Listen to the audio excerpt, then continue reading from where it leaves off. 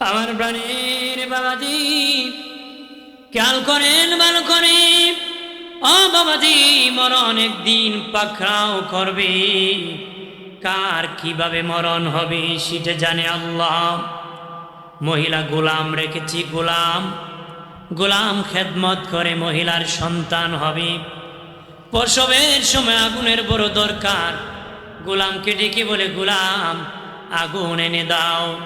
গোলাম আগুন আনতে গিয়েছি, মহিলা কন্যা সন্তান প্রসব করেছে। মরণ যার যেইভাবে সেইভাবে হতে হবে বোঝানোর জন্য বলতেছি। তখন বাবা গোলাম বের হয়েছে, আগুন আনবে। একজন দরবেশের সুরত ধরে, গোলাম রে, আগুন আনিয়া যাকে রক্ষা করবে, সে যে বাচ্চা জন্মগ্রহণ করেছে, সে 100 যুবকের চরিত্র নষ্ট করবে, আর তার মরণ হবে মাকড়সার কারণে। এর কারণে মাকড়সার কারণে। আর 100 যুবকের চরিত্রকে সে নষ্ট করে। যুবক মনে মনে কয়, বললে বুঝি আগুন আনবো, রক্ষা করব? ভাইরা আমার, খেয়াল করেন ভালো করে। যুবকেরা, তরুণেরা, ভালো করে শুনে নাও। তখন একটা ছুরি নিয়ে, তরবারি নিয়ে ওই বাচ্চার পেটের মধ্যে আঘাত করেছে, ভুঁড়ি বের হয়েছে। গোলাম আঘাত করিয়া অনুতপ্ত হলো, আহারে আমি মেরে ফেলেছি। এখন আমার মনিব যদি বলে, কেন রে আমার বাচ্চা খুন করতেছ, তাহলে আমি ফেঁসে যাব। আর যে আমাকে বলেছে খুন, সে জিনা করবে, 100 যুবকের চরিত্র নষ্ট করবে, আর সে মরণ হবে মাকড়সার কারণে। তারে তো খুঁজিয়া পাবো না, কি করব? দেশ থেকে দেশান্তর হয়ে যাব। ওই দেশ ছাড়িয়া বহুদূর চলে গেল, দেশান্তর হয়ে গেল। সেখানে গিয়ে ইনকাম শুরু করলো। ওই বাচ্চার মা নিজেই ভুঁড়ি ঢুকাইয়া বাবাজি সিলি করে দিয়েছে। আল্লাহ বাঁচালে কেউ মারতে পারে না। ওই বাচ্চা সুস্থ হয়ে গেছে। এই বাচ্চা কি সুস্থ হয়ে বহুদিন পরে রে, আরে চুনার গাড়ের বাবাজি, ওই ছেলে বিদেশ থেকে চিঠি লিখেছে। সে তো দেশান্তর হয়েছিল, তার বাড়িতে চিঠি লিখছে। সে বহু টাকা ইনকাম করিয়া ধনী হয়ে গেছে। বাড়ি চিঠি লিখেছে, বাবা ও বাবা, আমার জন্য একটা কন্যা দেখো, বিবাহ করব। বাবা একটা কন্যা রেডি করেছে। ছেলে বাড়ি আসিয়া বিবাহ করেছে, বাসর ঘরে প্রবেশ করেছে। বাবাজি বাসর ঘরে গিয়ে দেখি তার বিবির পেটের মধ্যে শিলি দাগ আছে। কে দাগ আছে? শিলি দাগ। ডাক দিয়া বলে, বিবি রে, বিবি, সেই দাগটা আমার পরিচিত মনে হইতেছে। কিসের দাগ রে বিবি বল? বিবি ডেকে বলে, স্বামী, আমি যেদিন পৃথিবীতে এসেছি, আমাদের ঘরে একটা গোলাম ছিল। সেই গোলাম ছুরি দিয়ে আঘাত করেছিল আমার পেটেতে। স্বামী, গোলাম আঘাত করিয়া দেশ ছাড়িয়া দেশান্তর হয়ে যায়। আমার মা শিলি করে দিয়েছি, আল্লাহ আমাকে ভালো করে দিয়েছি। তখন ওই জামাই ছেলেটা বিনায় কান্নায় ভেঙ্গে পড়ে, কই বিবি, যেই গোলাম তোরে আঘাত করেছিল, আমি হইলাম সেই গোলাম। আমি হলাম কি? আমি হলাম সেই গোলাম।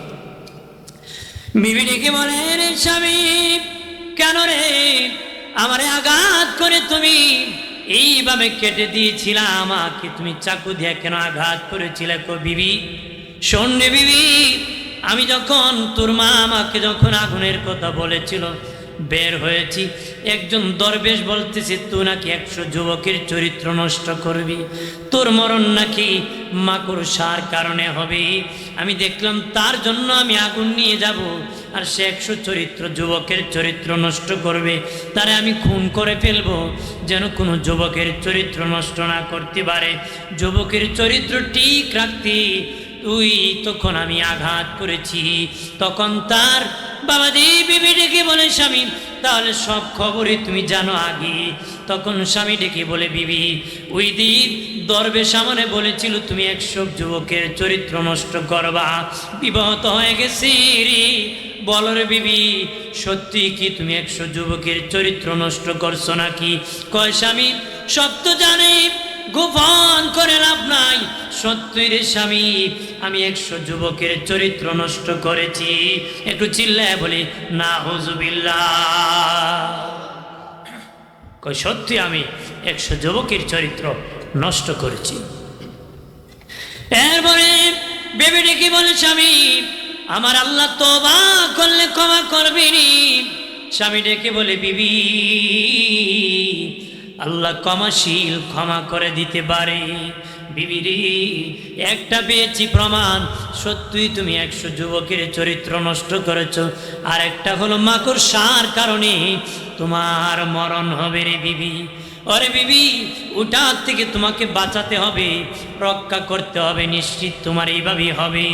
স্বামী বিবি বাঁচানোর জন্য গ্লাস ফিটিং করে ঘর বানাইছে, রুম বানাইছে, চতুর্দিকে গ্লাস লাগাইছি, মাকড়সা যেন গ্লাসের ভিতর প্রবেশ না করতে পারে। বাস করতেছে বাবা, মাকড়সার থেকে বাঁচার জন্য গ্লাস ফিটিং করেছি। বিবি হঠাৎ করে বাবাজি রুম ঝাড়ু দিতেছি, দেখে একটা মাকড়সার বাচ্চা উড়াল দিতেছি। স্বামীর ডাক দিয়ে, স্বামী তুমি যে মাকড়সার কথা বলো, এটি নাকি সেই মাকড়সা? বলে হ্যাঁ রে বিবি, এটাই সেই মাকড়সা যে দরবেশ বলেছিল যে মাকড়সায় তোমার মরণ হবে, এটাই সেই মাকড়সা। বিবি ডেকে বলে স্বামী, ওইটি বুঝি আমাকে মেরে ফেলবে? জীবনে অনেক মাকড়সা মেরেছি, সে বুঝি আমাকে মেরে ফেলবে? ঝাড়ু দিয়া বাড়ি দিয়া মাকড়সারে মেরে ফেলেছি। জমিনে বাবা ফ্লোরের মধ্যে মাকড়সা ভরে গেছে। গুসা করে কই স্বামী, ওই মাকড়সাই বুঝি আমাকে মেরে ফেলবে? নিজের পা দিয়ে মাকড়সাকে মোড়া মেরেছে, চাপ মেরেছে। ওই যে চাপ মেরেছে বাবা, মাকড়সার থেকে বিষ পায়ে ঢুকে গেছে, গ্লাসের ভিতরেই মহিলা মারা গেছে। আল্লাহু আকবার কন্যা। ওই দেখেছে মাকড়সায় মরণ হবে, গ্লাস ফিটিং করো, মরণ থেকে বাঁচতে পারে নাই, ওইটি মরণ হয়েছে। বেটা শুনছিল নদীতে ডুবে মারা যায়, এই জন্য কি করছে, 2 পাও কাটাই নিছে। 2 পাও কি 2 পাও কেটে ফেলেছি, বাড়ি থেকে বের হবো না, নদীর ঘাটে যাবো না, মরবো না। বেটা বহুদিন ধরে বের হইতে পারে না, একদিন ঘোড়া আসছে, ঘোড়ার দৌড় দিতে ইচ্ছে হয়েছে। বহুদিন ধরে বের হইনি, আমার একটু কষ্ট করে ঘোড়ার পিঠে বসায় দাও। ঘোড়ার পিঠে বসাই দিছে, এমনি ঘোড়া ধরতে ধরতে নদীর ফেরে না আসারতে সাগরে ফালায় মেরে ফেলছে। তো মরণ যেখানে, এখানে যেতেই হবে, কতক্ষণা মৃত্যু যেখানে হবে সেখানে যেতে হবে বাবা। আব্রাহা বাদশার মতো যদি লোহার সিন্ধুকে বসে থাকো, সেখান থেকে মালাকুল মউত ধরে আনবি। কত বাহাদুর, সাদ্দাতের চেয়ে বড় বাহাদুর তো কেউ নাই। হামানের চেয়ে নাই, কারণের চেয়ে নাই, ফেরাউনের চেয়ে নাই বাবাজি, তারাও বাঁচতে পারে নাই, পৃথিবীর কেউ বাঁচবে না রে। পৃথিবীর কেউ কি বাঁচতে পারবে? এই হবিগঞ্জের চুনারগাড়ের এমন কেউ আছে নাকি কুমিল্লা বৈশরিসে আজরেল পায় নাই খুঁজে? প্রতিদিন আয় আপনাদের গ্রামে খুঁজে, বেড়া অমুকের ফুত অমুকের পাই না, কবজ করতে আসলাম, আছে নাকি? জোরে করে আছে। যেখানে যাবেন সেখানে আজরেল হাজির, কতক্ষণ ঠিক কিনা? হাজির হবে কিনা জানিয়া না করে মুমিন মুসলমান, আপনি যখন বাড়ি থেকে বের হবেন তখন আপনার সাথে বিবি থাকবে না, বাবা থাকবে না, সন্তান থাকবে না, বাড়ির কেউ নাও থাকতে পারে। লন্ডন যাবেন, একাই যাবেন, তবে একটা জিনিস সাথে আছে, ওটা হবে মরণ। মরণ বলবে না বাড়ি যা, তারপরে কবজ করব। যেখানে সময় হবে, স্থান হবে, সেখানেই রূহ কবজ করে ফেলবি। সাদ্দাত আল্লাহর সাথে চ্যালেঞ্জ করেছিল, তোর জান্নাতে যাব না, আমি নিজে জান্নাত বানাবো। 1000 বছর কাজ করিয়া জান্নাত বানাইছে বাবাজি, 12,000 কামরা বানাইছে, 12,000 কামরা বানাইছে। এত বড় বেঈমান ক্ষমতাশীল আল্লাহর সাথে চ্যালেঞ্জ করেছে, আল্লাহর জান্নাতে যাবে না, নিজে নাকি জান্নাত বানাবে। জান্নাত বানাইছি, 1200 কামরা বানাইছি। শুনেছে আমার আল্লাহর জান্নাতি হুর গিলমান থাকবে বাবা। গ্রাম দেশ থেকে খুঁজে খুঁজে যুবতী নারীদেরকে ধরে হুর বানাইছি। ওই সাদ্দাত ওই জান্নাত যেদিন উদ্বোধন করবি, তার জান্নাতে যখন প্রবেশ করবি, ঢোকার আগেই আজরাইল তারে ধাক্কা মারছি। আজরাইল কি করছি? ধাক্কা মারছি। আজরাইল তাকে ধাক্কা মেরে দিয়েছে। সে ডেকে বলে, কে? আমার চিনোনি। আমি কে? চিনোনি? এই দরবেশ তুমি কে রে? জানো না আমি জান্নাত উদ্বোধন করতে এসেছি। আমারে চিনোনি? আমি মালাকুল মউত আজরাইল। সাদ্দাতের কম্পন শুরু হয়েছে, কাঁপন শুরু হয়েছে। ডেকে বলে, আজরাইল আমি জানি রে, তুমি যখন আসবা কাউকে সময় দিবা না। আজরাইল তোমার কাছে আমি সামান্য সময় চাই। আমি 12,000 কামরা বানাইছি, 1000 বছর কাজ করাইছি, আমার জান্নাত আমি দেখি নাই। একটু মেহেরবানি করে ওই সময় আমারে দিয়ে দাও। ওই পরিমাণ সময় আমি মাথা ঢুকাইয়া ডান দিকে একবার তাকাবো, বাম দিকে আরেকবার তাকাবো, এই পরিমাণ সময়টা তুমি দিয়ে দাও। আজরাইল বলে, আল্লাহ ও মালিক, বেচারা সাদ্দাত নিরুপায় হয়ে গেছে, আমার কাছে একটু সময় চাই গল্লা। আল্লাহ বলে, আজরাইল তোমার কি মায়া লাগে নাকি? আল্লাহ আজরাইল বলে, আল্লাহ তুমি তো আমাকে মায়া দয়া দেও নাই, তবে মালিক ও আল্লাহ এই বেচারা সাদ্দাতের জন্য আজকে আমার মায়া লাগতেছে। আরেকদিন এক শিশু বাচ্চার জন্য মায়া লেগেছিল। আল্লাহ বলেন, আজরাইল ওই শিশু বাচ্চা কে রে জানুনি? আজরাইল বলে, আল্লাহ নদী ভূমিকম্প হয়েছিল, নদী দিয়া নৌকা ভেসেছিল, তখন নৌকা ডুবে গিয়েছিল। তক্তার উপর একজন নারী ভাসছিল, ওই তক্তার উপর নারী সন্তান প্রসব করেছিল। তক্তার উপর গো মালিক নারী একটা ছেলে সন্তান প্রসব করেছিল। তখন তুমি মালিক রব্বুল আলামিন আমাকে বলেছিলাম ওই মার রূহ কবজ করতে। মার রূহ কবজ করিয়া সমুদ্রের মধ্যে যেন ফেলে দিই, আর কাঠের মধ্যে যেন বাচ্চাকে ভাসায় দিই। আল্লাহ গো, ওই দিন যেদিন ওই তার মাকে রূহ কবজ করে বাচ্চা প্রসবের পরে মাকে যখন সমুদ্রে আমি ফেলে দিয়েছিলাম আর তক্তার মধ্যে বাচ্চাকে ভাসায় দিয়েছিলাম, ওই বাচ্চার জন্য ওই দিন আমার বড় মায়া লেগেছিল। আল্লাহ বলেন, আজরাইল যে বাচ্চার জন্য তোমার মায়া লেগেছিল, ওই বাচ্চি হলো বেঈমান সাদ্দাত। আমি আল্লাহ তারা আজলে জঙ্গলের কিনারার মধ্যে নিয়েছিলাম রে। একটা বাঘিনী বাচ্চা মরে গিয়েছে, প্রচণ্ড ধূপ ছিল, নদীর কিনারে সাগরের কিনারে দাঁড়ায় ছিল। আমি আল্লাহ বাঘের অন্তরে ওই সন্তান মানুষের মায়া দিয়েছিলাম। সেই দিন ওই ভাগ ওই কাঠ থেকে এই বেঈমান সাদ্দাতকে উঠায় আনিয়া দুধ খাওয়ায়া তারে লালন পালন করেছে। আমি আল্লাহ কয় মাস খাওয়াইছি? 12 মাস পর্যন্ত এই বেঈমান সাদ্দাতকে আমি বাঘের দুধ খাওয়াইছি। আজরাইল রে আজরাইল 12 মাস খাওয়াইয়াম আমি আল্লাহ ওই বাঘের কাছ থেকে তার উদ্ধার করে এত বড় বানাইছি। আমার সাথে এখন চ্যালেঞ্জ করে আমার জান্নাতে নাকি যাবে না, সে নিজে নাকি জান্নাত বানাবে, সে জান্নাত নাকি উদ্বোধন করে। আজরাইল বলে, মালিক ও আল্লাহ, সেই যদি এই বেঈমান হয়ে থাকে আর সময় দেওয়া যাবে না। সময় দেওয়া হলো না বাবা, মুহূর্তে রূহ কবজ করা হয়েছে। মুহূর্তে কি যে বেটা এত বড় জান্নাত বানাইছে এরও সময় দিছে না। আর সলিম আলী আর কলিম আলীর কি খবর থাকবো না? কথা হয় না? যুদ্ধ চলবো নি? আজরাইলের সাথে চলবো? মুসা নবীর কাছে গেছে, তাপ্পর মেরে চোখ খুলে দিছিল। কি দিছিল? চোখ খুলে দিছিল আজরাইল। আজরাইল কয়, আমার আজরাইলগিরি শেষ। আল্লাহ কি হয়েছে? আপনার নবী এমন তাপ্পর দিছে, চোখ শেষ করে দিছে, আমি আর রূহ কবজ করতে পারবো না। আল্লাহ কয় তুমি কেন এত গরম দেখাও? সব জায়গায় গরম দেখাও না, কারণ আমার নবীর পাওয়ার তোমার চেয়ে বেশি। তুমি সব জায়গায় একরকম বলিও না, কারণ আমার নবীর পাওয়ার তোমার চেয়ে বেশি। এখানে গিয়ে তুমি অনুমতি দরকার ছিল। আল্লাহ আমারে মুক্তি দাও। আল্লাহ কয় না, এখন থেকে তোমার পাওয়ার বাড়াইতেছে, না বাড়াইলে সামনে বাঙালি কথা না। যে বাঙালি যদি আসিল প্রকাশ্যাই তো বেটা আগে গুন্ডা বাহিনী ফিট করতো, কথা হয় না। রাজার বাজারের মুগুর লিয়ে দাঁড়ায় থাকবে, আসেল কেমনে কথা হয় না, থাকতো কি না? প্রাণের বাবাদীপ আমার আল্লাহ সুবহানাহু ওয়া তাআলা আজরাইলের ক্ষমতা এমন ভাবে বাড়িয়ে দিয়েছে, বাবার সামনে ছেলে মরে যায়, বাবা বলতে পারে না। ছেলের সামনে বাবা মরে যায়, ছেলে বলতে পারে না। মায়ের সামনে মেয়ে মরে যায়, মেয়ের সামনে মা মরে যায়, ইমামের সামনে মুসল্লি মরে যায়।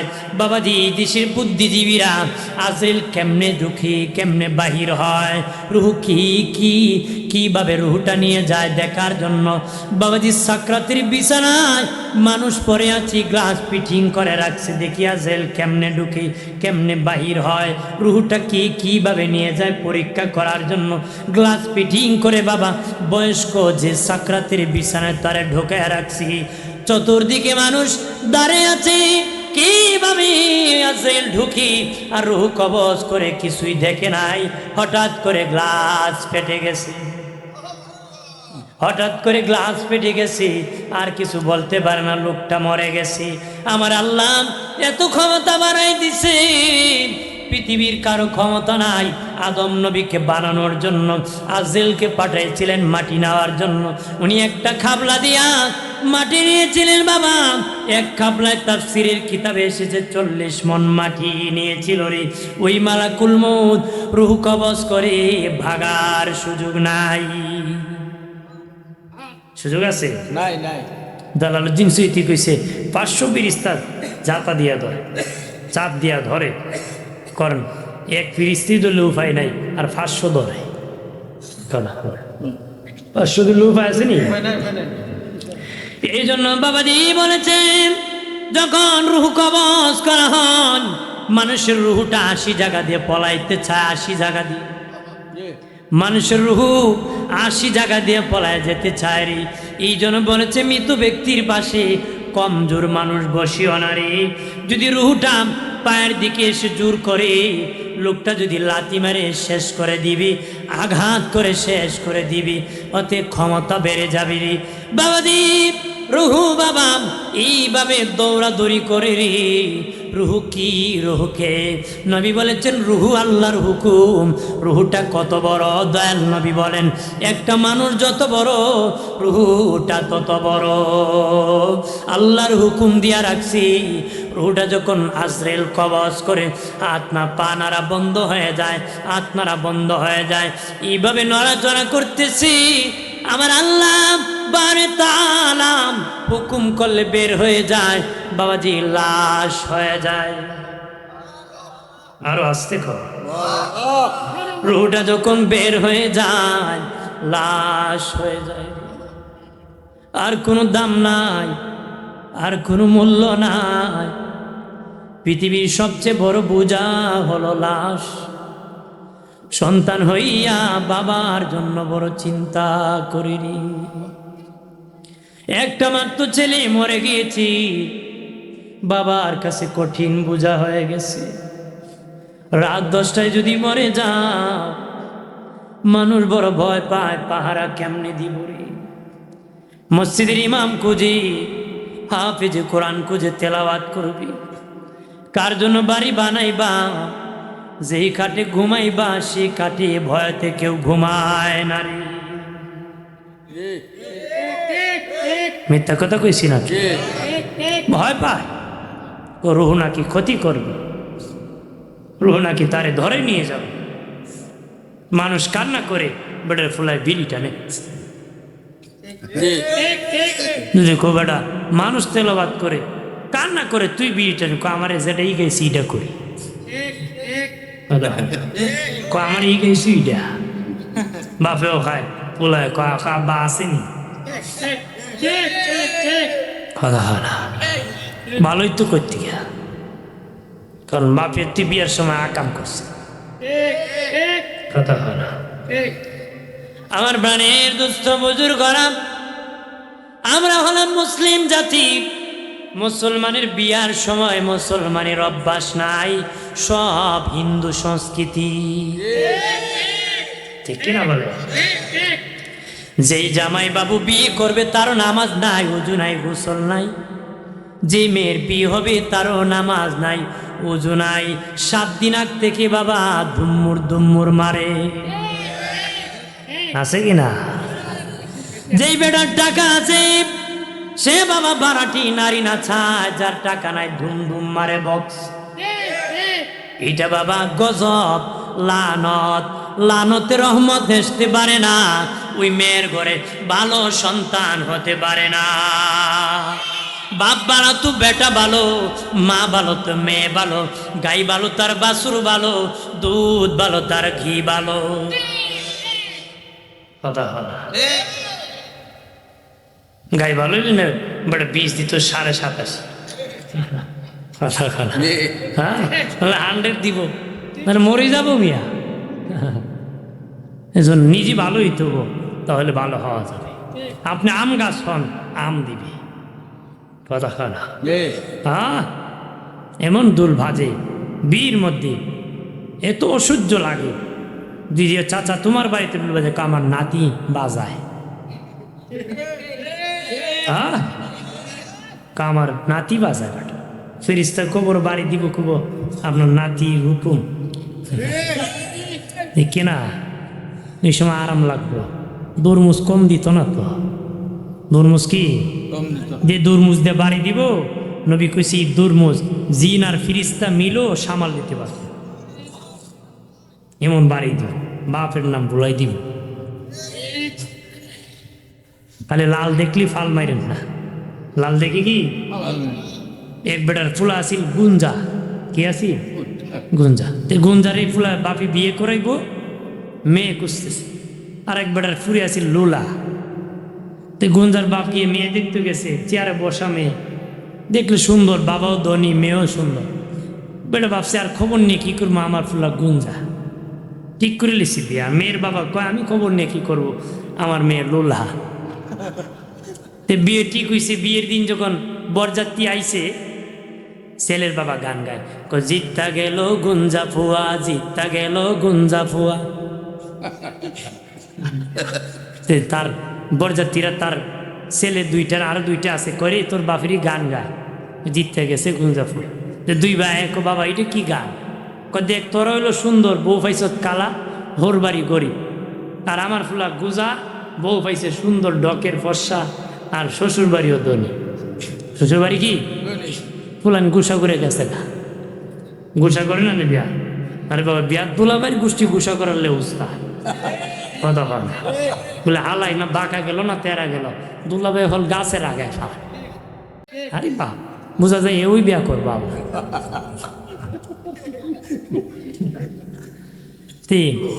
আরেক বেটা গিয়ে কন্যার বাপরে কই মিয়া তোমার বিয়েরই গান গায়। কি গান গা? জিততে গেছে গুঞ্জাব। বিয়ারে খো আমার একটা গান আছে, আমার একটা। কি গান? কন্যার বাবা গান গায়, বুঝে যাবে বিয়াই টেল্লা নিতে, বুঝে যাবে বিয়াই টেল্লা নিতে। খবর লিয়ে দেখে কন্যার ফাউই নাই, টেল্লা সারা বাড়িতে নিত পারত। তা আপনারও ইতার লাগতো, টেললেও উষ্ট জান্নাতে যাইতে পারতেন। এই জন্য দুনিয়ায় ভালোই চলতে কথা খানা। রাগ করেন নাকি? রাগ করিয়েন না বাবাজি। ও বাবাজি, সত্য কথা বলার জন্য এসেছি, হকের দাঁত দেওয়ার জন্য এসেছি। মনে করবেন না, রাগ করবেন না। আল্লাহর জমিন অনেক বড়। আজকে এসেছি, জীবনে একদিনও যদি না আসি, আল্লাহর জমিন অনেক বড়। খাবারের জন্য কমতি হবে না রে। গ্রাম দেশে বলে গরম বাতে বিলাই বেজার, হক কথা হাম্মক বেজার। প্রাণের দুস্থ বুজুর্গরাম, মরণের সময় যখন রূহ কবজ হয়ে যায়, তখন লাশ মানুষের কাছে বোঝা হয়ে যায়, বড় বাড়ি হয়ে যায়, ভয় পায়। বাবাজি কিছু মানুষ আছি মৃত্যু বাড়ির পাশে দিয়ে যেতে চায় না রে, পাশে দিয়ে যাইতো কি চায় না। ও নিবুগা দইরা নিবুগা কি দুই নিবুগা। বাবাজি খেয়াল করেন, রুহু কবজ করিয়া রুহু একজন ফিরিস্তার হাতে থাকি, রুহু লইয়া প্রথম আসমানের দরজায় যায়। একজন দারোয়ান ফিরিস্তা ওই দরজার মধ্যে আছি, বলে আমি অমুকের ছেলে অমুকের রুহু কবজ করে এসেছি।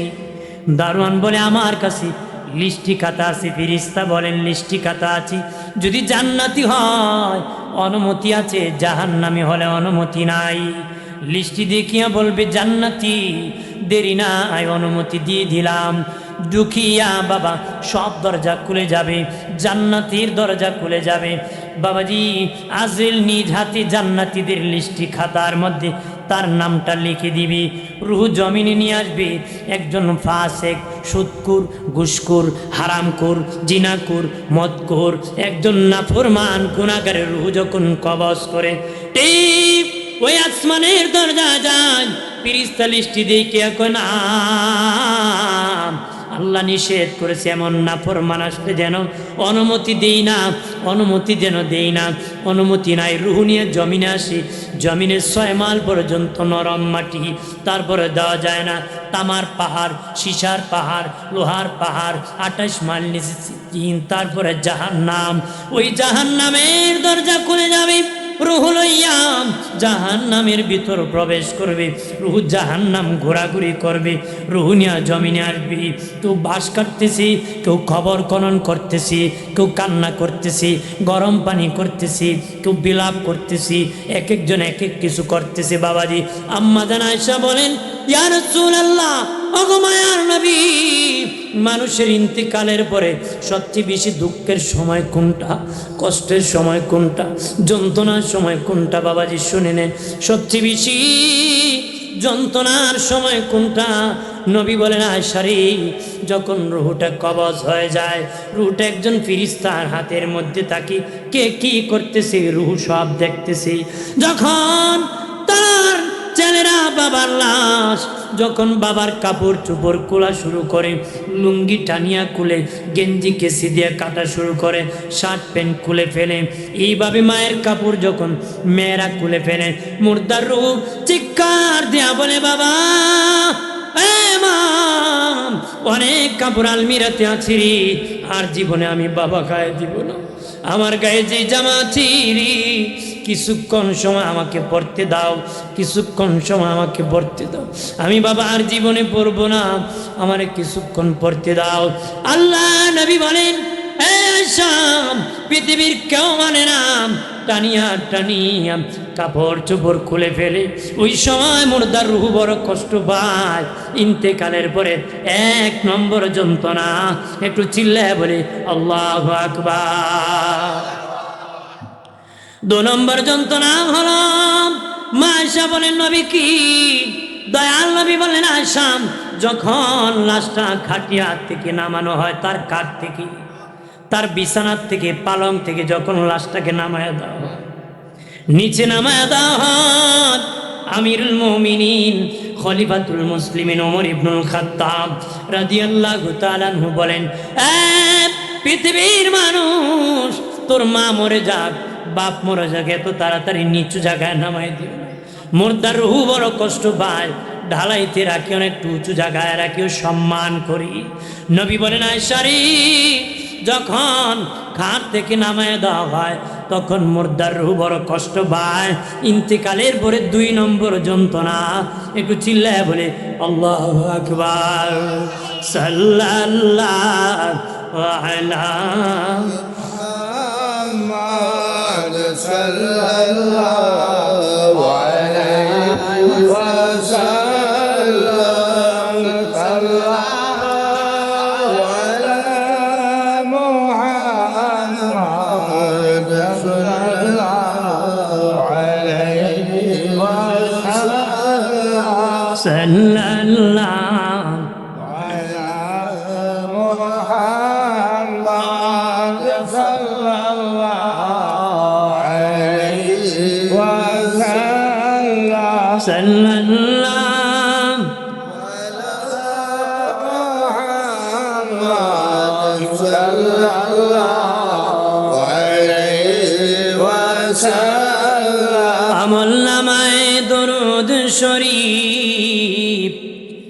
বেশি যান। হাসরের দিন সুপারিশ আগে তার সাল্লাল্লাহু মুহাম্মদ সাল্লাল্লাহু আলাইহি ওয়াসাল্লাম সাল্লাল্লাহু মুহাম্মদ সাল্লাল্লাহু আলাইহি ওয়াসাল্লাম। আমার প্রাণের বাবাজি নবী বলেন قال رسول الله صلى الله عليه وسلم كثرة ذكر الموت وتلاوة القرآن। নবী বলেন বেশি বেশি করে মৌতের জিকির করো, মৌতের চিন্তা করো, আর বেশি বেশি করে কোরআন তেলাওয়াত করো। মৌতের চিন্তায় পাপ থেকে বাঁচায় দিবে, কোরআন তেলাওয়াত ইমান বাড়ায় দিবে। যার ইমান যত বেশি বেড়ে যাবে সে তত উচ্চ তবকার জান্নাতি হবে। ইমান বেড়ে যায়, কইতে পারুন গজে বাড়বো না লম্বায় বাড়বো? ইমানি শক্তি বাড়বো, ই বাড়বো। কার ইমান কত বেশি বাড়ছে? যার ইমান তত গুণামুক্ত। যার জীবন যত গুণা মুক্ত তার ইমান তত শক্ত। তার ইমান কি শক্ত। যদিও আমার দেশে মানুষ রোজা রাখলে ওই জায়গা গরম, মাইত না মামু গরম হকিতা রোজা। বউ কয় আমরা করে বুড়া গরম হয়ে যাবে না, ঠিক কিনা? হ্যাঁ কেরে গরম হইতেন গেলে রোজা তো দিচ্ছে নরম পারলিয়া, আপনি গরম হইন খেলে রাগ করেন নাকি? রাগ করেন না ভাইরা আমার, খেয়াল করেন ভালো করে। আম্মা জান আয়েশা বলেন নবীজি 3 নম্বর যন্ত্রণা কোনটা গো নবীজি? মায়ের নবী বলেন আয়েশা রে, যখন লাশটা ঘর থেকে বাহির করা হয়, ঘর থেকে মুর্দার রূহ চিৎকার দেয়া বলে বাবা এই ঘর বানাইছি, কত কষ্ট করে বাড়ি বানাইছি, প্রবাসী জিন্দিগি করেছি, মানুষের বাড়ি কাজ করেছি, কৃষি কাজ করেছি, বৃষ্টি ভিজেছি, রৌদ্রে শুকাইছি, বাবা কত মেহনত করে ঘর বাড়ি বানাইছি, ওই ঘরে কিছুক্ষণ থাকতে দাম। নবী বলেন আয়েশা পৃথিবীর কেউ মানে নারী ঘর থেকে বাহির করে দে। যখন লাশ ঘর থেকে বাহির করা হয় মুর্দার রূহ বড় কষ্ট পায়। 3 নম্বর যন্ত্রণা, চিল্লায় বলে আল্লাহু আকবার। আয়েশা বলেন ইয়া রাসূলুল্লাহ, আগা মায়ের নবী আমি স্বপ্নে দেখেছি আমার মাথার উন্নিটা বাতাসে উড়ায় নিছে। আমি স্বপ্নে দেখেছি আমার মাথার উন্নিটা বাতাসে উড়ায় নিতেছি। নবীজি কি দেখেছি? নবীজি বললেন আয়েশা রে, আমি তোমার ছায়া ছিলাম, তোমাকে আমি ছায়া দিয়া রেখেছিলাম। আয়েশা রে, তোমাকে আমি ছায়া দিয়া রেখেছিলাম। ও আয়েশা, আমি রাসূলুল্লাহ কিছুদিনের মধ্যে বিদায় হয়ে যাব, এই জন্য দেখিছো তোমার মাথার উন্নিটা উড়ে গেছে। ভাইরা আমার খেয়াল করেন ভালো করে। প্রাণের বাবাজি আম্মা জান আয়েশা বলেন নবীজি আপনি বিদায়ের পরে কোথায় ঘুমাবেন? নবী বলেন আয়েশা এখনো ঠিক করি নাই। আয়েশা বললেন ইয়া রাসূলুল্লাহ, মনে হয় ঘুমাবেন খাদিজাতুল কুবরার পাশে মনে হয় ঘুমাবেন গো নবী। নবী কয় আয়েশা এখনো ঠিক করি নাই কার পাশে ঘুমাবো, তুমি কি আর কোনো খবর জানোনি? আম্মা জান আয়েশা কয় আর একটা খবর বলি নবী। মায়ের নবী মনে হয় আপনি আপনার মায়ের পাশে অথবা বাবার পাশে শুবেন। নবী কয় আয়েশা এখনো সিদ্ধান্ত গ্রহণ করি নাই, আর কি কোনো খবর জানো নাকি? আম্মা জান আয়েশা কয় নবী আরেকটা খবর বলি, নিজ হাতে জান্নাতুল বাকি কবরস্থান বানাইছেন, যেখানের মধ্যে আল্লাহর নবীর কমপক্ষে 10,000 সাহাবী শুয়ে আছে। আরো জোরে কর না। যেখানে বাবাজি যুবকদের সরদার জি জান্নাতে প্রবেশ না করলে যুবকরা জান্নাতে যেতে পারবে না। যিনি ইমাম হাসান রাদিয়াল্লাহু তাআলা আনহু জান্নাতুল বাকিতে শুয়ে আছেন, নারীদের সরদার মা ফাতেমাতুজ জোহরা রাদিয়াল্লাহু তাআলা আনহা জান্নাতুল বাকিতে শুয়ে আছেন। ওই জান্নাতুল বাকিতে শুয়ে আছেন আল্লাহ নবীর দুই মেয়ের জামাতা উসমান গনি জুন্নুরাইন রাদিয়াল্লাহু তাআলা আনহু জান্নাতুল বাকিতে শুয়ে আছেন। বাবাজি আল্লাহ নবীর সাহাবী যিনি হাজার হাজার হাদিস মুখস্থ করেছিলেন হযরতে আবু সাঈদ খুদরি রাদিয়াল্লাহু তাআলা আনহু জান্নাতুল বাকিতে শুয়ে আছেন। ওই জান্নাতুল বাকির মধ্যে আরো শুয়ে আছেন বাবাজি যিনি আশিক রাসূল, যিনি বাবা আল্লাহ নবী রোজার পাশে শেষ কাল কাটিয়েছিলেন, তিনি হলেন ইমাম মালিক রহমতুল্লাহ আলাইহ। ওনার কবর কানেও জান্নাতুল বাকির মধ্যে আছে। আরো জোরে কন্যা ভাইরা আমার খেয়াল করেন, ভালো করে। আমাদের আয়েশা বলেন নবীজি নিজ হাতে জান্নাতুল বাকি কবরস্থান বানাইছেন, মনে হয় সেখানে আপনি ঘুমেন। নবী বলেন আয়েশা এখনো সিদ্ধান্ত গ্রহণ করি নাই রে। আমাদের আয়েশা বলেন ইয়া রাসূলুল্লাহ আর কোনো খবর জানি না। নবী কয় আয়েশা আর কোনো খবর জানোনি? মা আয়েশা কয় আল্লাহ আল্লাহ রসুল ভালো জানে, আল্লাহ আল্লাহ রসুল ভালো জানে। নবীজি বলেন আয়েশা নবীদের যেখানে বাসস্থান সেখানে নবীদের রওজা হয়।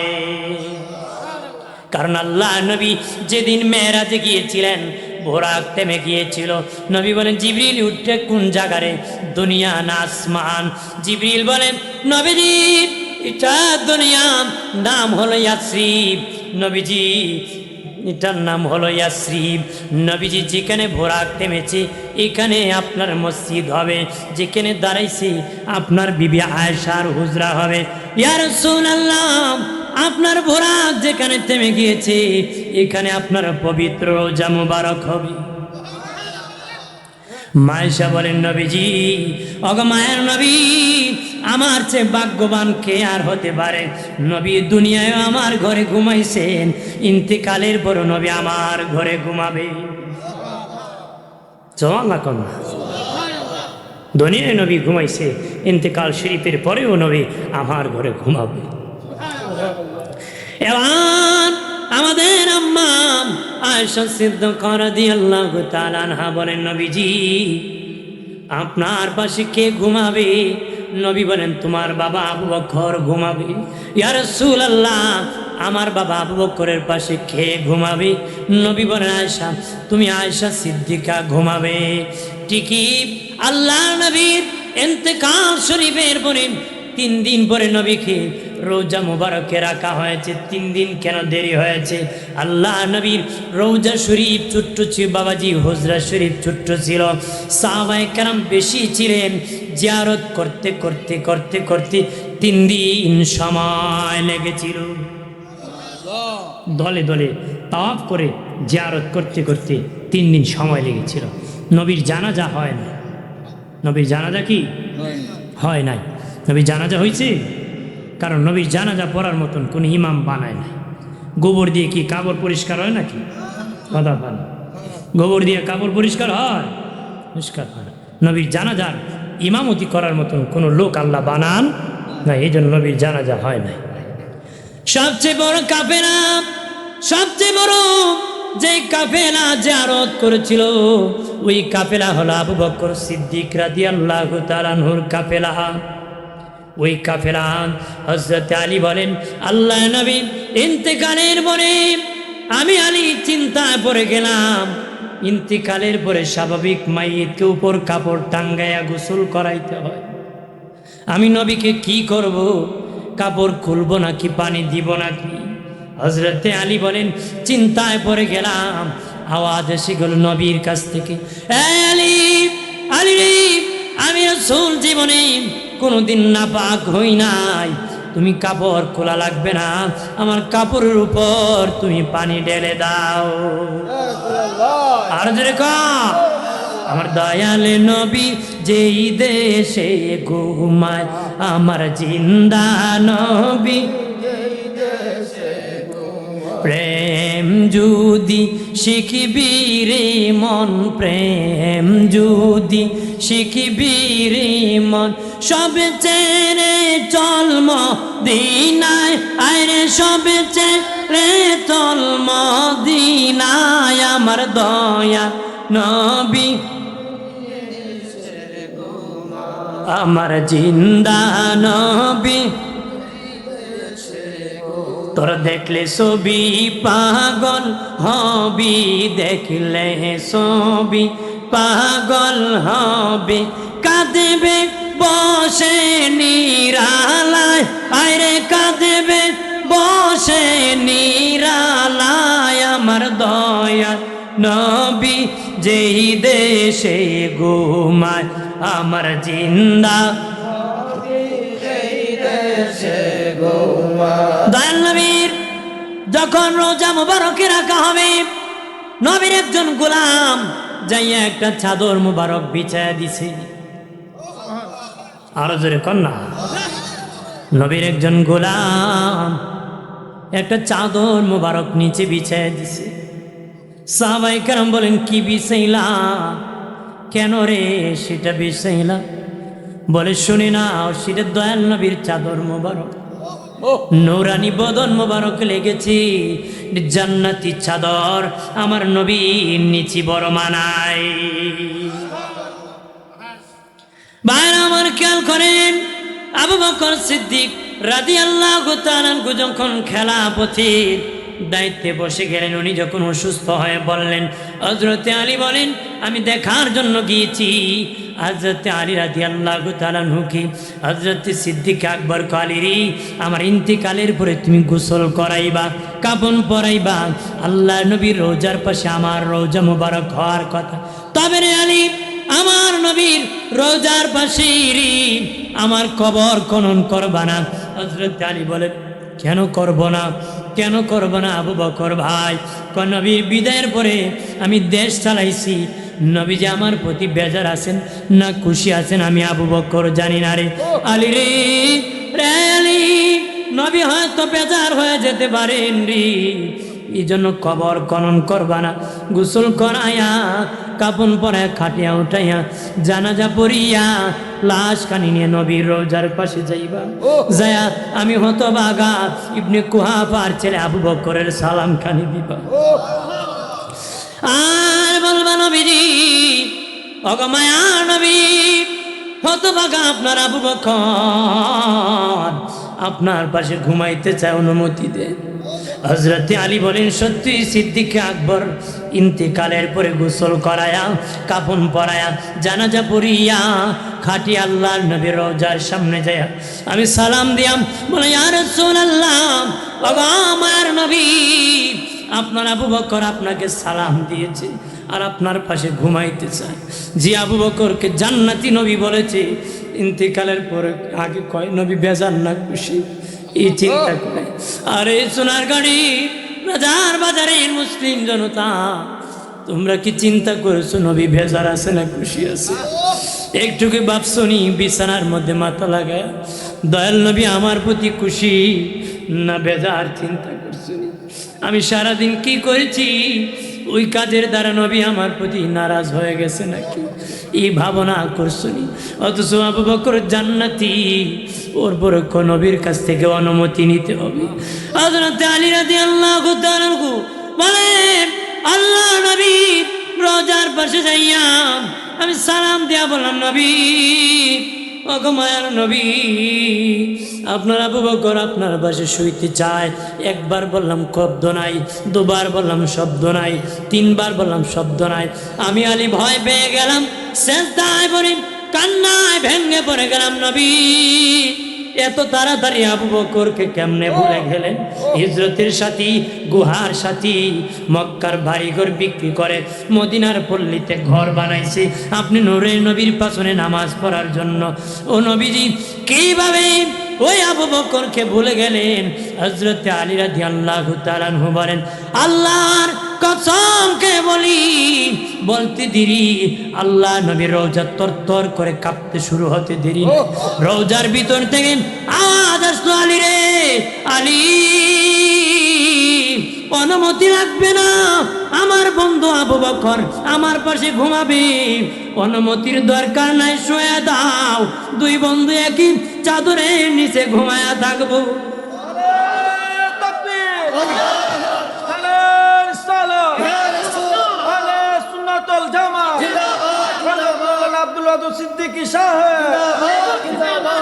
আমার বানের বাবাজি, তারপরে আবু বকর সিদ্দিক রাদিয়াল্লাহু তাআলা আনহুকে শায়িত করা হলো। এরপরে রওজা মুবারক কার হবে?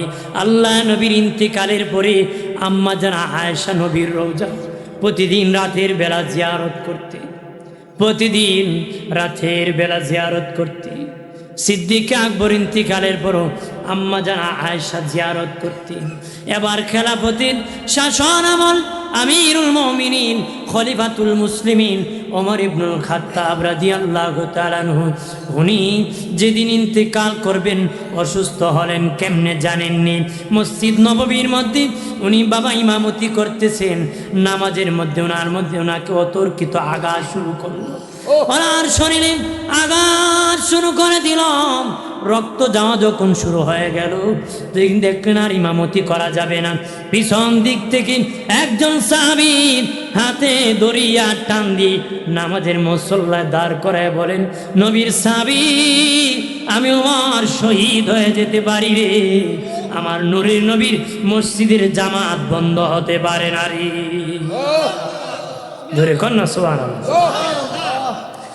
আমি ওমর শহীদ হয়ে যেতে পারি, আমি শহীদ হয়ে যেতে পারি, কিন্তু আমার নবীর মসজিদের জামাত বন্ধ হতে পারে না। উনি অসুস্থ হয়ে বাসায় ফিরে গেলেন। বাবাজি ওনার ছেলে আব্দুল্লাহ ইবনে ওমরকে ডেকে বললেন, বাবা আব্দুল্লাহ ইবনে ওমর, আমিও তো ইন্তিকাল হয়ে যাব রে। ইসলামের প্রথম খলিফা দয়াল নবীর পাশে ঘুমাইছেন, আমারও বড় ইচ্ছা ছিল নবীর পাশে ঘুমাবো। তবে রে আব্দুল্লাহ ইবনে ওমর, বাবা আব্দুল্লাহ, নবীর পাশে আর কোনো কবরের জায়গা নাই রে। নবী আয়েশা সিদ্দিকাকে কবরের জায়গা গিয়ে দিয়েছেন। যদি রে আমার পক্ষ থেকে আম্মাজানের কাছে ওনার কবরের জায়গাটা ভিক্ষা চাইতে, আমাকে যদি আম্মাজান দান করে দিতেন, ওনার বাবা আর রহমতের নবীর পাশে আমি ওমর ঘুমায় যেতাম। ঠিক হযরত আব্দুল্লাহ ইবনে ওমর রাদিয়াল্লাহু তাআলা আনহু দৌড়াইয়া আম্মাজান আয়েশা রাদিয়াল্লাহু তাআলা আনহার কাছে যায় বললেন, আমার বাবা আপনার কাছে একটা ভিক্ষা চায়, অনুমতি চান কি রে? আপনাকে দয়াল নবী কবরের জায়গা দিয়েছেন, সেখানে আমার বাবা ঘুমাইতে চায়, আপনি মেহেরবানি করে যদি দান করে দিতেন আমার বাবা বড় আনন্দ লাগতো। দুনিয়ার সব দেওয়া যায়, তবে নবীর পাশে কবরের জায়গা দেওয়া যায় না। এমনি বাবা হযরত মা আয়েশা সিদ্দিকা মনে মনে করে, যদি না দিই, নবী যদি আমার হাসরের দিন জিজ্ঞাসা, আয়েশা আমার উমর তোমার কাছে কবরের জায়গা চেয়েছিল, কেন দেও নাই? আমি আয়েশা কেমনে জবাব দিব? এমনি আমাদের আয়েশা বলেন, আব্দুল্লাহ ইবনে ওমর, যাও তোমার বাবা ওমরকে আমার সালাম কানে দিও আর বলিও, আমি আয়েশা আমার কবরের জায়গা তোমার বাবা ওমর ইবনুল খাত্তাবকে দান করে দিয়েছি।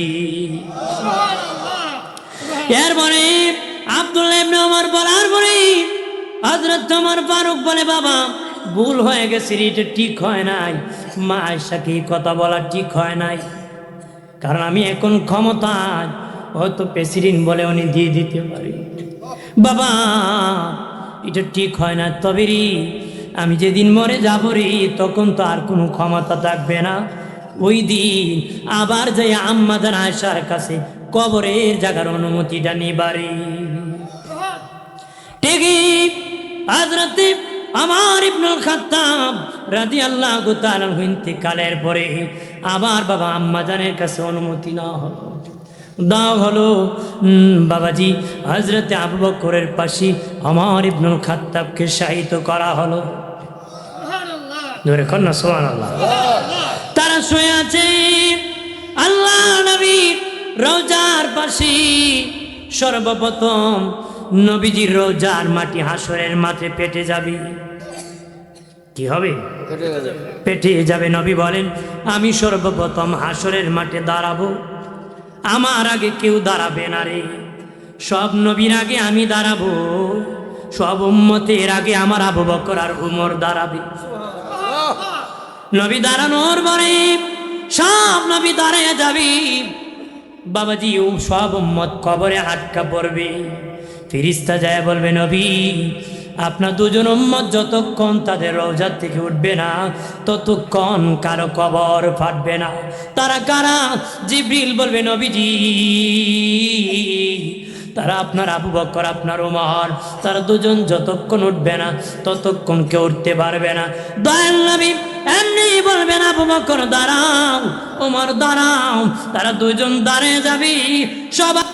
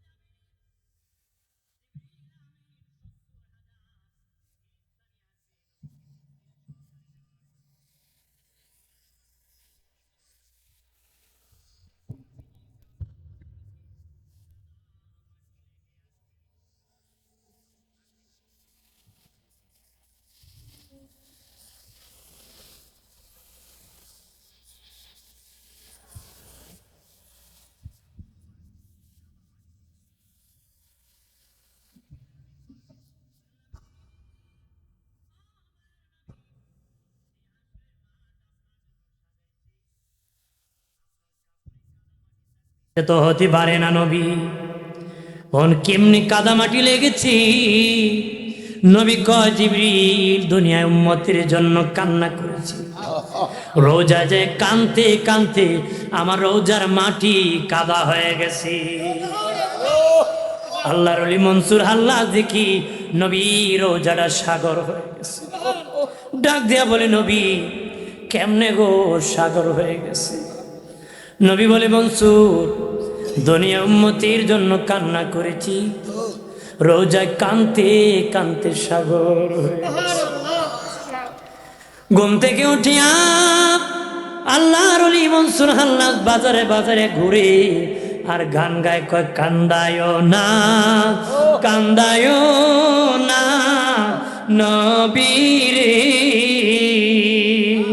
নবীকে কাঁদাইলে কাঁদবা হাসরে, নবীকে কাঁদাইলে কাঁদবা হাসরে। আল্লাহ হুম্মা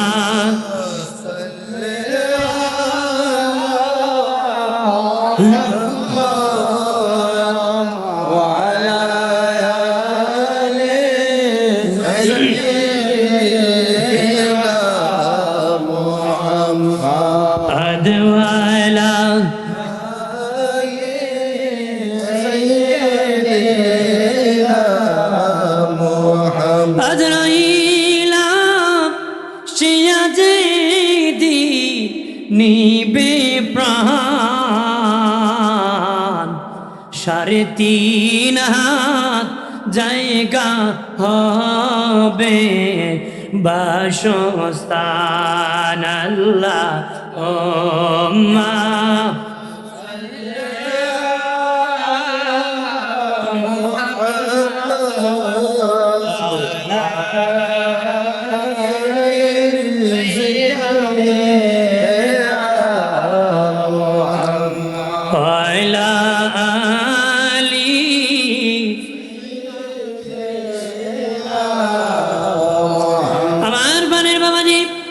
আলোচনার শেষ প্রান্তে চলে এসেছি।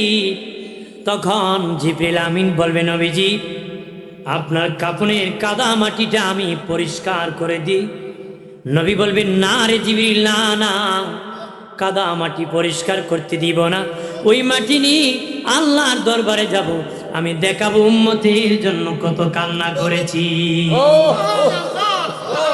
দয়াল নবী হাসরের মাটি আল্লাহর দরবারে যখন যাবেন, সবাই নাফসি নাফসি বলবে, একমাত্র নবী উম্মতি উম্মতি বলে সেজদায় পড়ে যাবেন। পৃথিবীর যত নবী রাসূল পয়গম্বর আছে, যত উম্মত আছে, সবার সারা জীবনের সেজদা যদি এক পাল্লায় ওঠানো হয়, আমার দিনের নবী হাসরের মাঠে যে সেজদা দিবেন, ওই সেজদার সমান হবে না রে। ওই সেজদার কি হবে না? নবীজি হাসরের মাঠে কান্না করবেন, আর চোখের পানি ছেড়ে কান্না করবেন। নবীর ওই দিনের কান্না যদি এক পাল্লায় তোলা হয়, সব নবী, এমনকি আদম নবীর 350 বছরের কান্নার পানিও যদি এক পাল্লায় উঠানো হয়, সবার কান্নার পানি যদি এক পাল্লায় উঠানো হয়, আমার নূরের নবীর হাসরের দিন ওই কান্নার পানি এক পাল্লায় দিলে নূরের নবীর ওই দিনের কান্নার পানির ওজন বেশি হবে। ভাইরা আমার, খেয়াল করেন ভালোভাবে, আমার আল্লাহ নবীকে মাকাম মাহমুদের দাওয়াত দিবেন। মাকাম মানে জায়গা, মাহমুদা মানে প্রশংসিত। তাফসিরে রুহুল মানিতে আল্লামা আলুসি বাগদাদি হানাফি রহমতুল্লাহ আলাইহি বলেন, মাকাম এমন একটি জায়গা যেটা আমার আল্লাহর কুদরতি কুল। সুবহানাল্লাহ। আমার আল্লাহর কুদরতি কুল। আল্লাহ কখন কুলে উঠাইবে? ছেলে যখন কাঁদে মা কুলে উঠায়, বাপ কুলে উঠায়, ভাই কোলে উঠায়, বাবাজি বড়রা কোলে উঠায়। নবীকে কেমনে উঠাবেন? যখন নবী সেজদায় পড়ে কান্না করবেন, আল্লাহ কুদরতি হাতটা বাড়ায় কোলে উঠাইয়া বলবে, নবী কাঁদবেন না, আপনি সুপারিশ করেন, যাকে খুশি তারে লইয়া জান্নাতের মেহমান হন। মাকাম মাহমুদের আরেকটা তাফসীর হলো চার। আল্লাহ একটা চেয়ারে বসবে, নবীকে আর একটা চেয়ারে বসাবে। আল্লাহ হবেন বিচারক, ময়দান তরতর করে কাঁপবে, ভয়ঙ্কর অবস্থা হবে, তরতর করে কাঁপবে, কেউ কথা বলার সাহস করবে না। নবী বলেছেন, আয়েশা সেদিন কারো কথা বলার ক্ষমতা থাকবে, সবার জবান বন্ধ হয়ে যাবে রে। আয়েশা বলেন, নবী আপনার খবর কি? নবী কয়, আয়েশা একমাত্র আমার জবান মোবারক আল্লাহ বন্ধ করবে না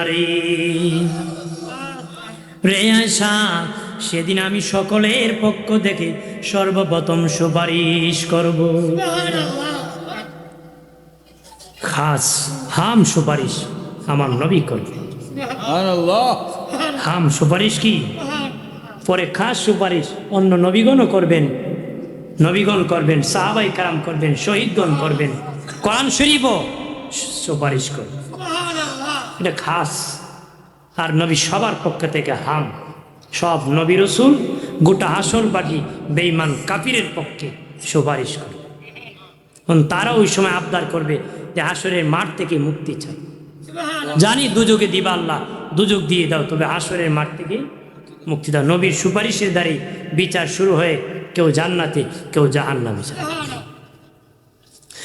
রাহমাতাল লিল আলামিনের তাফসীরে লিখেছে, আমার দয়াল নবী শুধু এই দুনিয়ার রহমত নয়, শুধু কবরে নয়, হাসরে আমাদের জন্য নয়, কাফেরের জন্য, সবার জন্য। শুধু বাবা ইটি শুধু শেষ নয়, স্বয়ং আল্লাহর জন্য আমার নবী রহমতের নবী। কেমনে? আল্লাহ যখন ভয়ঙ্কর হবেন, কেউ কথা বলার সাহস পাবে না। আমার নূরের নবী যখন তাকাবেন আল্লাহর দিকে, আল্লাহর নবী এত রহমতের নবী, তাকাইতে দেরি, আমার আল্লাহ রাগ গুসা শেষ হতে দেরি হবে না। রাগ গুসা শেষ হতে কি দেরি হবে? এমনি প্রাণের বাবাজি নবীজি বলবেন, আল্লাহ আমল নামা দেখেন বিচার শুরু হয়ে যাবে, আমল নামা দেখেন বিচার শুরু হয়ে যাবে। আল্লাহ বলবেন হাবিব আমি যদি আমল নামা দেখি রাগ করব গুসা করব একটারও জান্নাত দিব না। কইছি রোজা রাখতো কিন্তু দিনের বেলায় খাইছে খাইছে না নে দিনও খায় রাইতো খায় ফতো খায় হ্যাঁ ইফতারও খায়। রোজা না রেখে এক পাপ করছি ইফতার না করে ডাবল পাপ করতাম না কথা হয় না। আল্লাহ যদি আসলে দিন জিগায় বেটা তুই রোজা রাখতে পারছিলে না ইফতারটা কি করতে পারছিলে না আল্লাহ বলে এর জিগাইব এর সাথে শয়তান মিছিল করে কথা হয় না। আমার আল্লাহ বলবেন অগদয়াল নবী আমি যখন আমল নামা দেখবো নামাজ পড়ার কথা বলেছি নামাজ পড়ে না আমি গুসা উঠে রোজা রাখতে বলেছি দেখি দিনে খেয়েছি রাগ উঠে যাবে আমি একটারও জান্নাত দিব না আমি আমল নামা দেখবো না আপনি সুপারিশ করে জান্নাতে নিয়ে যান। নবী বলবেন আল্লাহ আমল নামা না দেখলে ভালো মন্দের পার্থক্য হবে না গো আল্লাহ। আল্লাহ বলবেন দেখলে তো গুসা উঠে যাবে। নবী বলবেন আল্লাহ একটা আমল নামা আগে দেখবেন দেখে যদি পছন্দ লাগে বাকি আমল নামা দেখাবো দেখে যদি পছন্দ না লাগে আর কোনো আমল নামা দেখাবো না। এমনি আমার দিনের নবী একটা আমল নামা আল্লাহর কাছে দিবেন আল্লাহ দেখে বলবেন আমার গোলামের আমল এত সুন্দর নবী আমার গোলামের সেজদা এত সুন্দর আমার গোলামের কথা এত সুন্দর আমার গোলামের দান এত সুন্দর তারপর আর দিলটা আল্লাহ আল্লাহ রসুলের মহব্বতে ভরপুর আমার গোলামের আমি আরো আমল নামা দেখব আমি আমার গোলামের আমল নামা দেখব। যার আমল নামা দেখে আরো আমল দেখার জন্য আল্লাহ বেহুশ হয়ে যাবেন যে আমি আরো আমল নামা দেখব। যার আমল নামা দেখে খুশি হয়ে আল্লাহ বিচার শুরু করবে। উনার কার আমল নামা যিনি দেখেন জানেননি উনি খলিফাতুল মুসলিমিন আল্লাহ নবীর প্রথম খলিফা হযরতে আবু বকর সিদ্দিক। আর জোরে কন্যা এরপরে বাবাজি দয়াল নবী মিজানের পাল্লা একবার যাবেন কাউসারের পরে একবার যাবেন জাহান্নামের ঘোড়ায় নবী আরেকবার নবী ইন্তেকালের আগে কইছিল ভাই হাসান হুসেন রে তোরা তোদের কবর থেকে উঠে মিজানের পাল্লায় চলে যাস আমার উম্মতের নেকি বদি ওজন হবে হয়তো বদির পাল্লা বাড়ি হলে দোজকি হয়েছে সেদিন আমি আসতে যদি দেরি হয় তোরা আটকায় দিস আমি যতক্ষণ আসবো না আমার উম্মতের আমল ওজন করতে দিবে নারী আমি যতক্ষণ আসবো না ততক্ষণ ওজন করতে দিবে না। আদম থেকে ঈসা পয়গম্বর আল্লাহর কাছে বলবে আল্লাহ আল্লাহ হাসরের মাঠ আর শুইতে পারি না সূর্যের তাপ আমরা তো পয়গম্বর তুমি জান্নাত দিয়ে দিবা একটু তাড়াতাড়ি করে জান্নাত দিয়ে দাও। এমনি আমার আল্লাহ বলবেন যাও তোদেরকে জান্নাত দিয়ে দিল। তারা জান্নাতের গেটে যখন যাবে জান্নাতের তালা খুলবে না রে দারোয়ান ফেরেশতাকে ডেকে বলবে তালা খুলে দাও। ফেরেশতা বলবে না তালার চাবি আমাদের কাছে নাই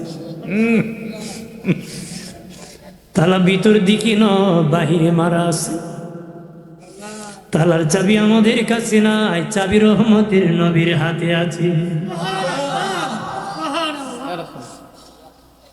আমরা খুলে দিতে পারবো না। এমনি আদম থেকে ঈসা পয়গম্বর দৌড়বে নবীকে খোঁজার জন্য।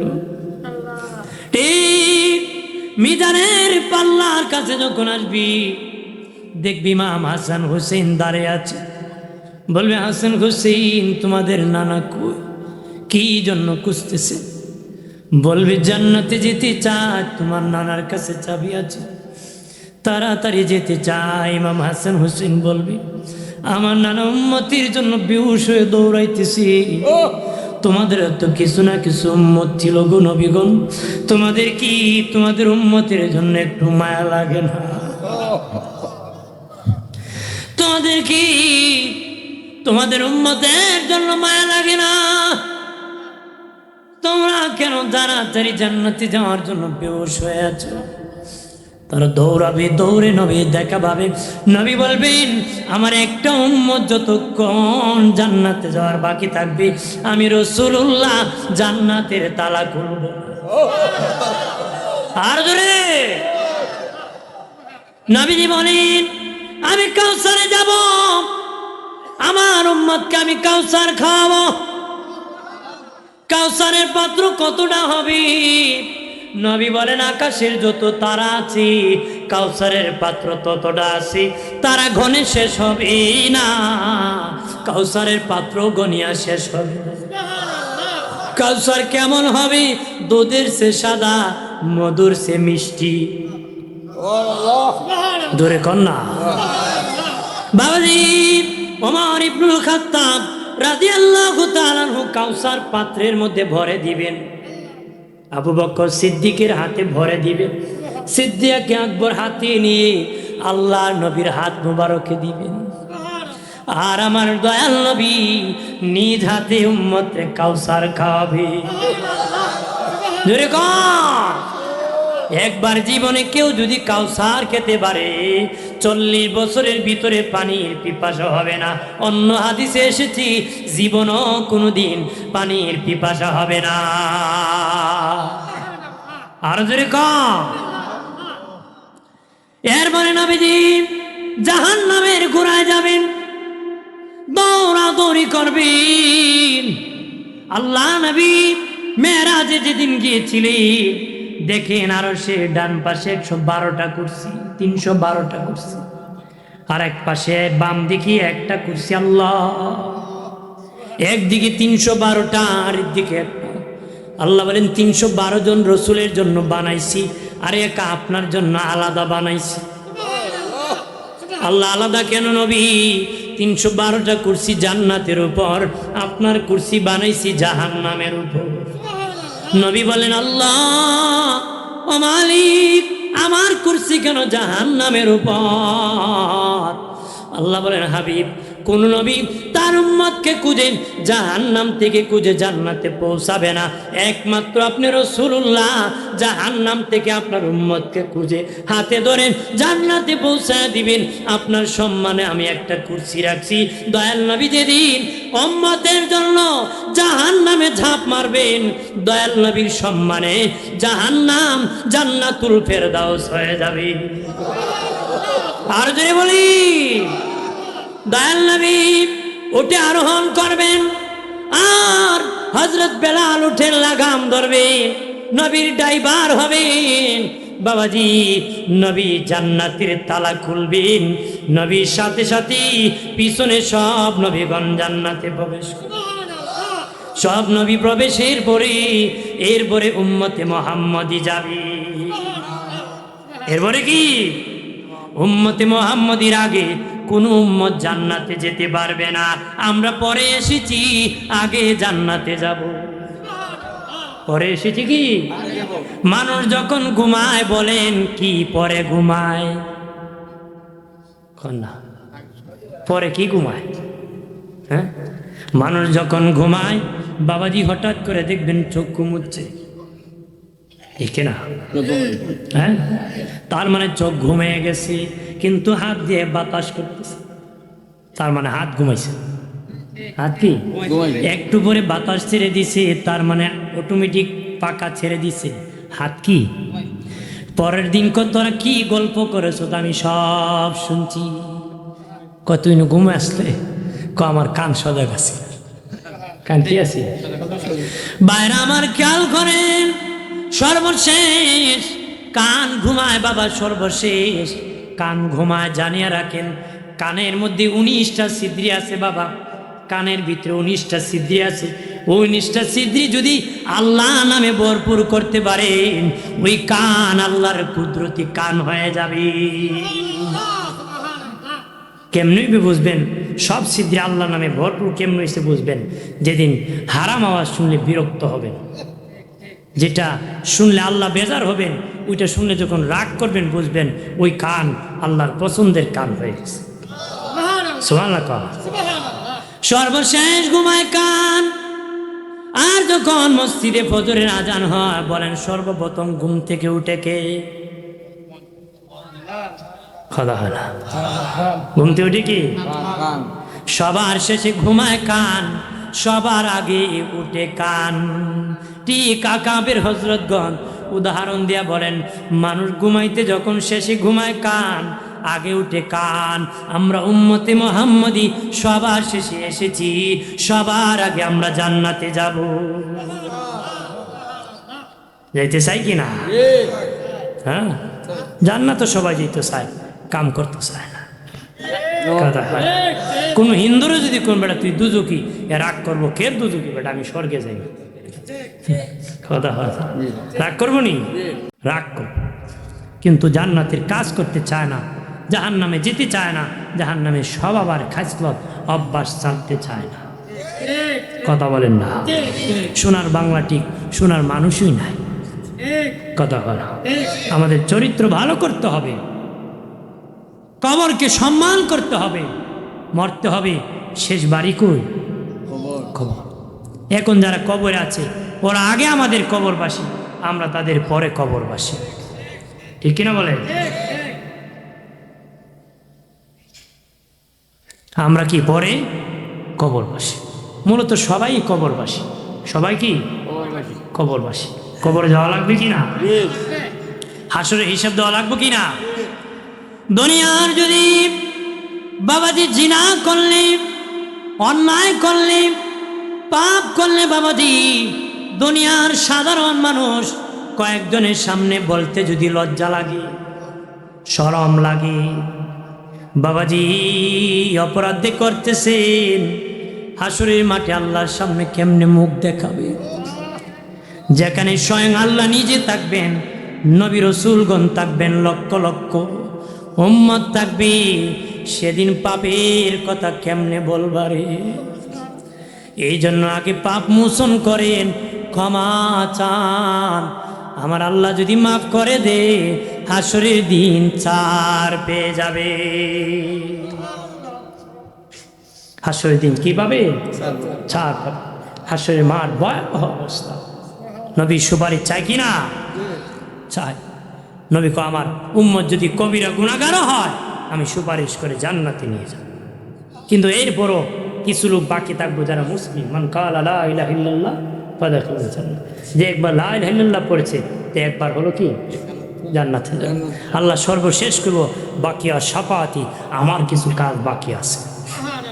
কে করব?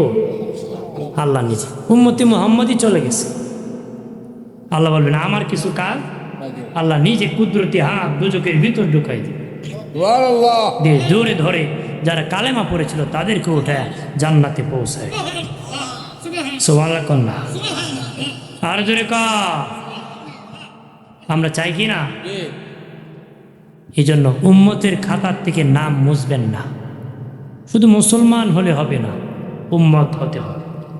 উম্মত কি হতে হবে? উম্মত হলে নবী নিয়ে যাবে, উম্মত না হলে তো নবী নেবেন না। এই জন্য উম্মতের খাতার থেকে নাম কাটাবেন না। আসেন সালাম জানাই নবী।